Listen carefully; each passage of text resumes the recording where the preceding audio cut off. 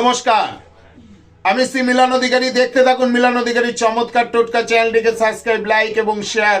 Comment বক্সে অবশ্যই comment করবেন। 2024 আপনি মানুষের কাছে এবং আপনার ঘরে সবার কাছে কিছু না করেও দোষের ভাগীদার হয়েছেন।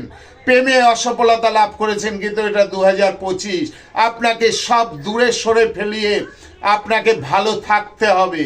সবার প্রেমে সাফল্যতা লাভ করতে হবে। আপনি কি করবেন?